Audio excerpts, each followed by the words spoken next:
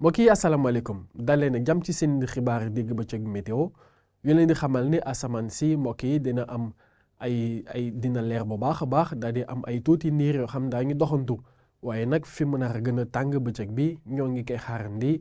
ca Podor na foofu ñoo ngi fay nar a nemmeeku fanweeri degré ak juróom-benn ñu xool suñu nataal image satellitale ak ngelaw li nga xam mi ngi jugee ci géej bi daal di dugg si bu baax ci peggu géej bi ñu koy wax alizé ngelaw li nga xam ne ba tey mi ngi dugg si réew mi ak tuuti niir yi nga xam ni daañu ko nemeeku ci diggi dëkk bi ba ci côté penku mbokki température yi bëccëg bi ñoo ngi xaarandi fanweeri degré ak ñaar te mooy température bi gën a ndaw ñu koy xaarandi diggante Ndakaaru Mbuur Fatick naka noonu ca Casamance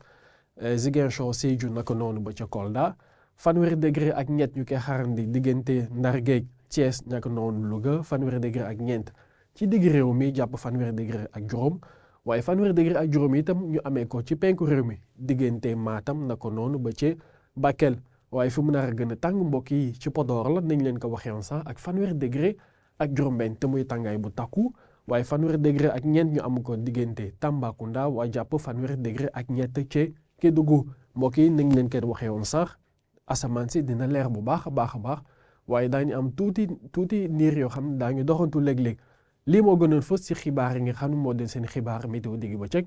ñu leen ñaan ngeen way di ñu topp ba tey suñu xarala yees ngeen am ay xibaar yoo xam ne moo gën a mucc ayib ñu leen ñaan bëccëg jàmm ak salaam jërë ngeen jëf